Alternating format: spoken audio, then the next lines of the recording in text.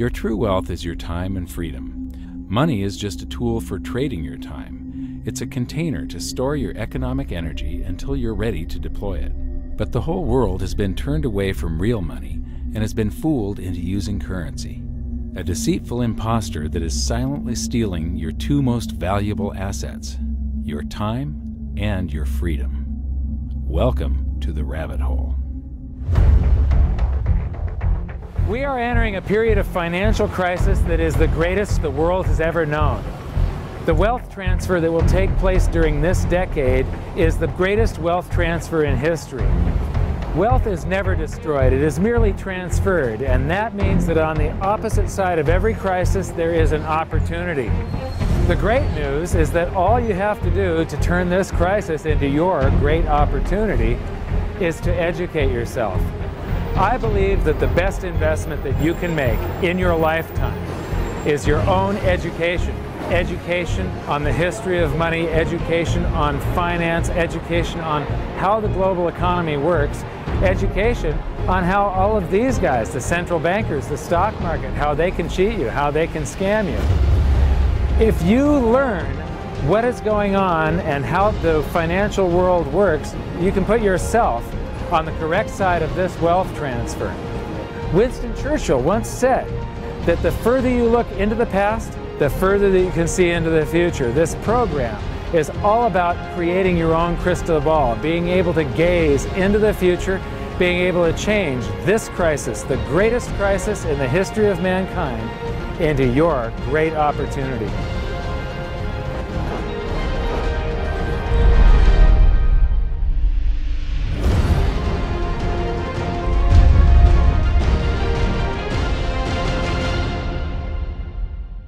The hidden secrets of money, some of them are hidden in plain sight. They're like right in front of you. The way the monetary system works is something that isn't actually hidden away from all of us. It's out in the open, but it's complex and people just they can't see how it works. It's hard for them to imagine that we're living in such a hoax.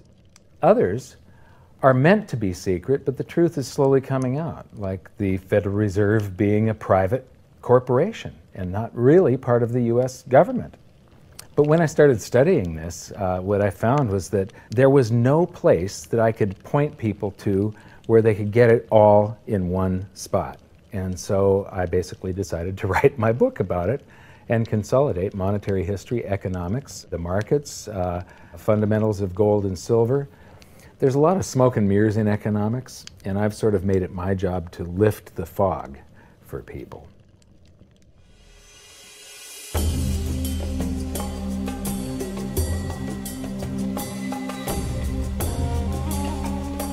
Welcome to Egypt. This is where it all began. Roughly 5,000 years ago, the Egyptians started using gold and silver as their predominant form of currency. But it was not yet money. The pieces of gold and silver that they were using were odd sizes and weights, odd purities, so it still was not interchangeable, where each unit is the same as the next. This meant that nothing really had a price yet. You couldn't put a price of so many coins on something because they didn't have coins yet. Trade was still difficult. It was still a guessing game when it came to the exchange of values. One of the reasons that we are in the financial mess that we are today globally is that people do not understand the difference between currency and money.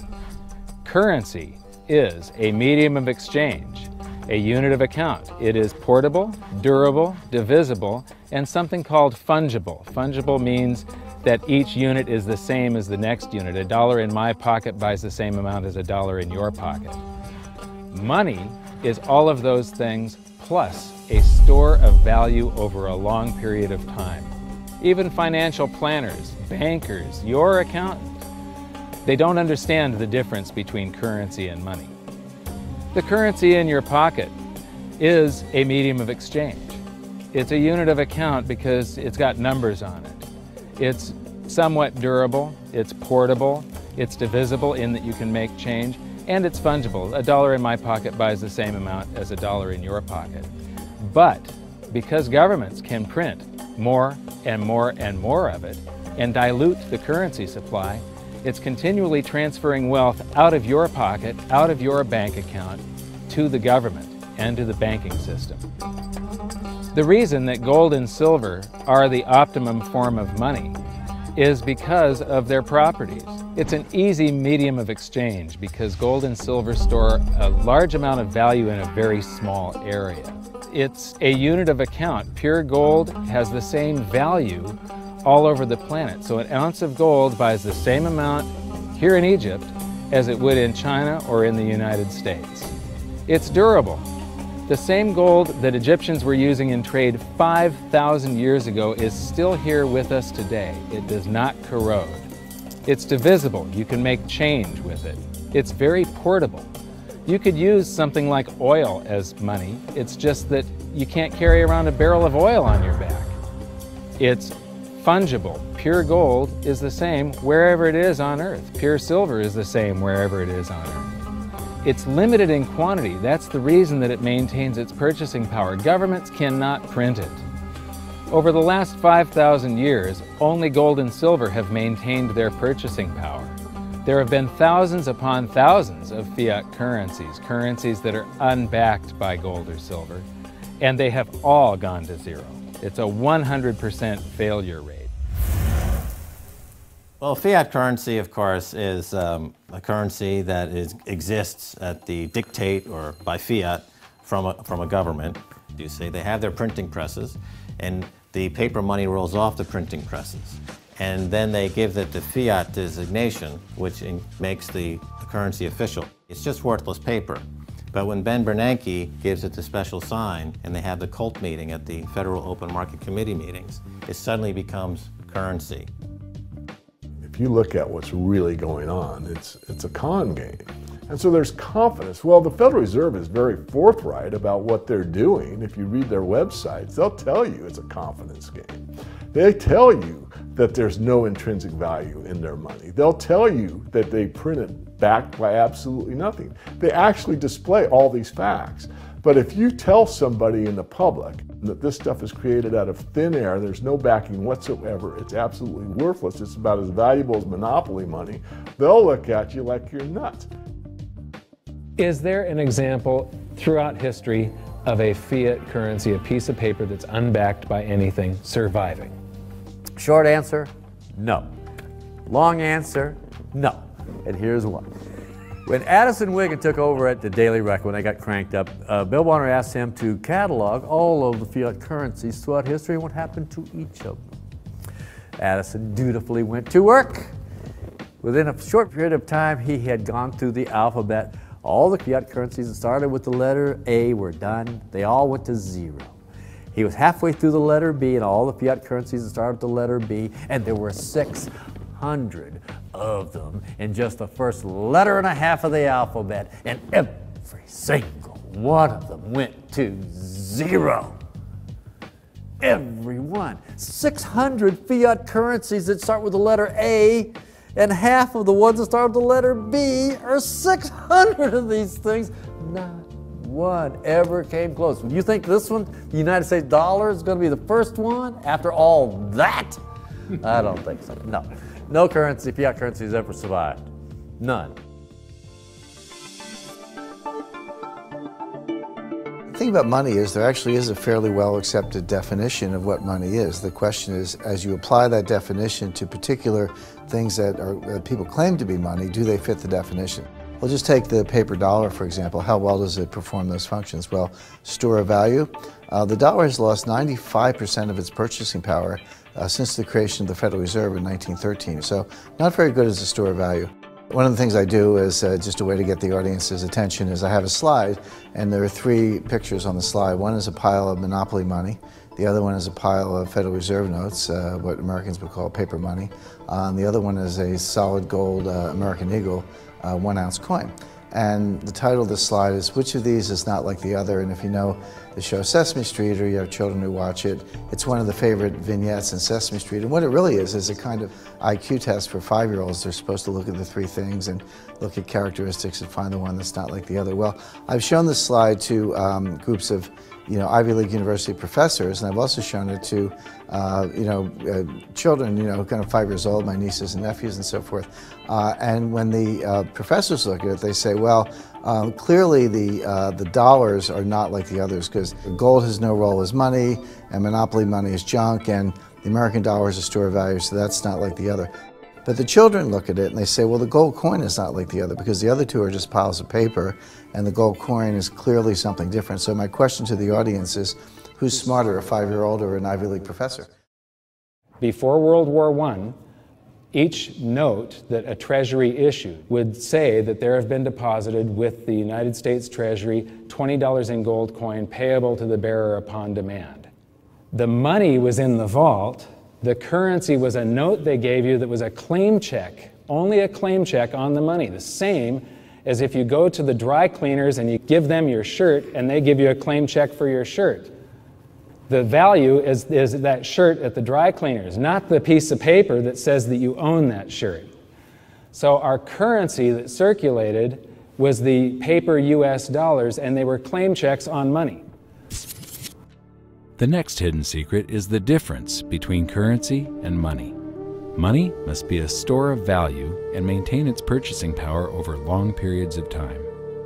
As we progress through this series, you'll learn that national currencies are really a tool used by the government and the financial sector to leech away your time and your freedom by stealing your purchasing power. So rather than storing your economic energy, currencies leak. Now compare that to the gold and silver the Egyptians were using. Like I started with, it still wasn't money because it wasn't interchangeable yet. But they were on the right track, as gold and silver have proven over thousands of years to be the ultimate store of value. Gold is only formed when a star explodes, a supernova, and it stays around forever. This is one of the properties that make it the ultimate money.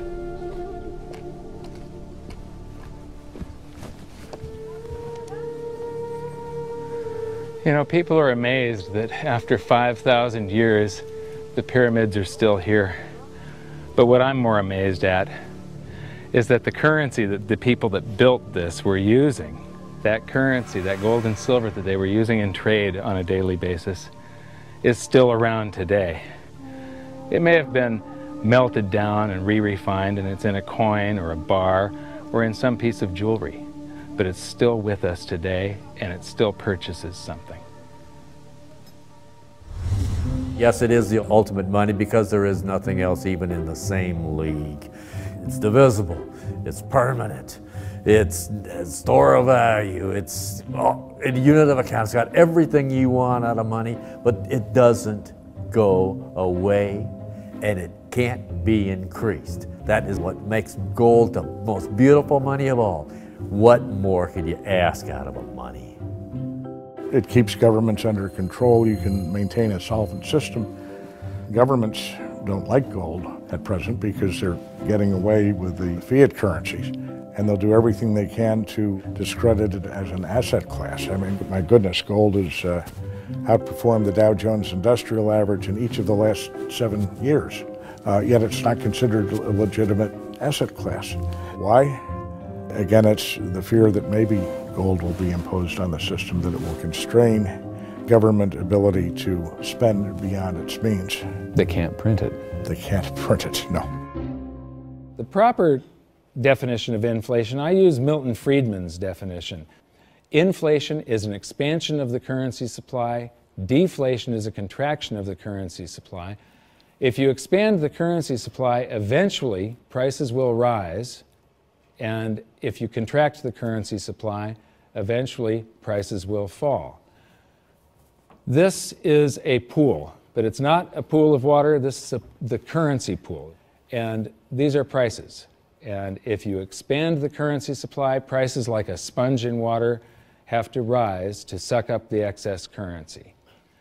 Governments never stop printing more currency and adding currency to circulation. Therefore, prices keep on going up, not because the stuff that you're trying to buy is changing.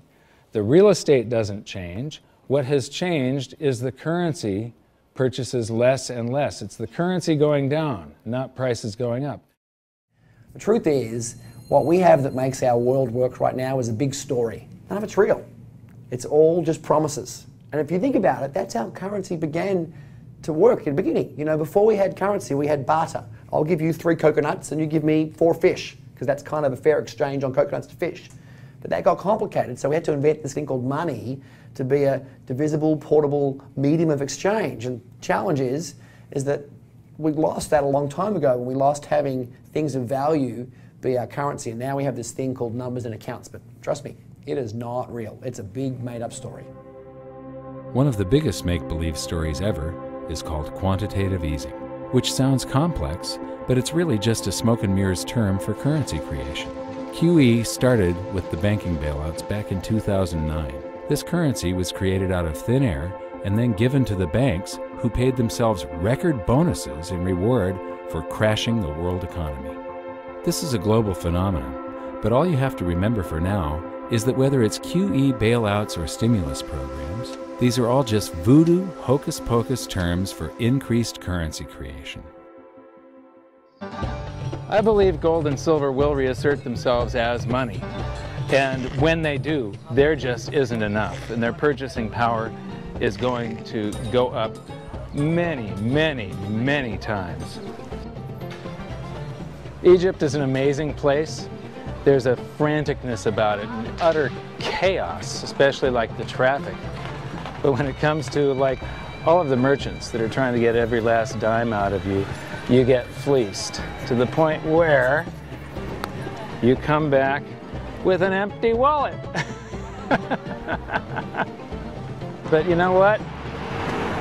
They're amateurs compared to Wall Street.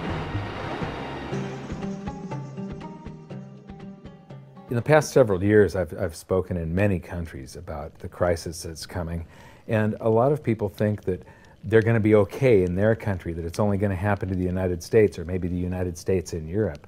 But what they don't realize is that this is a global phenomenon. I got to show you something here. This is base currency in the United States. This is the number of paper dollars that exist, basically. It took 200 years to go from no dollars in existence to 825 billion. And then we had the bailouts, and then we had QE1, quantitative easing 1, then QE2, and then we had QE3, and then QE4, and then soon we're going to have QE57 and QE382. And it isn't just here. This is what the Canadian currency supply looks like. This is Australia, South Africa, Russia. Now, this starts out in just the year 2001, and this is like 18 times more currency in existence in a little over a decade. Here's Singapore, same story. Look at that, since the crisis, just bam. India, China, every government on the planet is doing this insane deficit spending and expanding their currency supplies, doing bailouts. And history shows that there is no example of this turning out well. It is sometimes amazing that we haven't experienced more inflation than we have. If they keep expanding the money supply so vastly, why aren't our prices growing faster than they really are? And the answer is that a good chunk of the money that the Fed created has been shipped overseas. I remember early in my research, I heard this expression that the Americans have exported their inflation. I thought, what is that? How can you export your inflation? Put it in a box and send it out? What do you do? Well, now I understand. You export your inflation by simply sending all these dollars that you created to these other countries, and then they send you their refrigerators and their cars and whatever, their TV sets. So you get hardware, and they get little pieces of paper. It's a great deal for the American people for a while. For a while. Sooner or later, all of those pigeons come home to roost. When the time comes, as it looks like it's now coming, when the rest of the world is saying, we don't want to play this game anymore, Uncle Sam's dollars are just becoming worthless, there are too many of them, we've got to find something else other than American dollars, then those dollars start to come back to America. People say, we don't want them anymore, what do we do with them? Once this revs up, and we've got this little trickle of money coming back that we previously exported, once it becomes a flood and it starts to rush back, now we are getting our former exported inflation brought back to us, and then we'll see the quantity of money inside the United States grow much more rapidly even than the Federal Reserve can create it, because we're getting a previous money back. And that's when we will really see the tanking of the US dollar in terms of what it will buy. During the second round of quantitative easing, global food prices went up 60%. And this created a humanitarian disaster for the 2 billion people on Earth who live on less than $2 a day. These people were hungry to start with, they became hungrier, and some of them started overthrowing their governments in North Africa and around the Middle East. So quantitative easing was the spark that ignited the Arab Spring. So that's it. When you create money, you get some sort of inflation. It just depends on where the inflation goes. It's all going down, down, down. Peasants are reeling from a game of coins and crowns. Given the premise that you have a permanent underclass or poor class, and how does inflation affect them disproportionately, it affects them basically in the percentage of their income that goes to food. And we see this as a ratio, and we know that there are some danger points. For example, in Egypt recently, once that ratio got to 40% of income going to food and the price of food rising due to inflation, when it got to 40%, that's historically a point where people actually stage a revolution. That's exactly what we saw. The French Revolution, similarly, was all around the price of food getting to a certain critical point where people simply, the risk-reward for revolution was favorable toward revolution. When they print it up, then it all goes down. Well, exactly right, because when you have a runaway inflation, it's punishing the very people who are most productive in society. In other words, the people that produce more than they consume and save the difference. The problem is that those productive people, the savers, save in their national currency. And unfortunately, the national currency is just a fiat piece of paper at this point. So when it's destroyed through runaway inflation, that $100,000 that you were hoping to retire on doesn't exist. And the things that you were going to buy with it and provide for others don't exist either. Now what are you going to do? So that all seems pretty scary. However, this is going to happen, and you can only play the hand that you're dealt. But the great news is that gold and silver always end up doing an accounting of the expansion of the currency supplies. Basically, the will of the public and the free markets. When governments do this kind of stuff to their currency supply, they debase it. Eventually it comes back in inflation. People sense the loss of their purchasing power. They rush back to gold and silver, and they bid the value of the gold and silver up in the country until it meets or exceeds the value of all the currency in circulation. This is a process that's been going on over and over again throughout history, except this time it's happening on a global scale. It has never before happened in all countries at once. And that means that this is the greatest wealth transfer in history. Therefore, it's the greatest opportunity in history, and it's not going to happen again in your lifetime. So now we've learned that your true wealth is your time and your freedom. Money is a trading tool that stores the economic energy that is your time and freedom, whereas currencies leak them away. Gold and silver are the ultimate money simply because of their properties. Fiat currencies are based solely on confidence and always return to their intrinsic value of zero. Governments don't like gold because it imposes restraint. Rising prices are a symptom of an expanding currency supply, and gold and silver always account for an expanding currency supply. So that's it for this episode. Join me next time as we begin to investigate how monetary history just repeats and repeats, and how gold and silver always win the battle between currency and money. Until then, my challenge to you is to stop calling currency money. It's a crucial first step towards setting your mind free of all this economic voodoo and changing your context. You can learn more by watching the bonus features on our website, and if you have any questions, you can post them there, and we'll answer some of your questions in future bonus features. So good luck, thanks for watching, and we'll see you next time.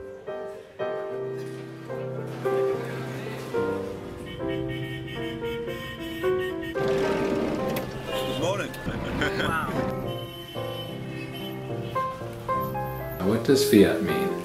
It comes from the Latin for crappy car.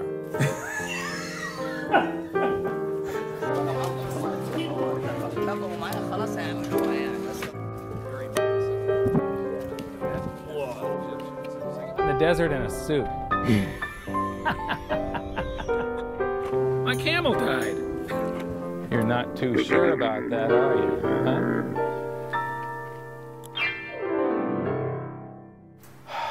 I am ready for a good long nap. Hi, welcome to this bonus feature for the very first episode of Hidden Secrets of Money. And this is currency versus money. So that's the major topic that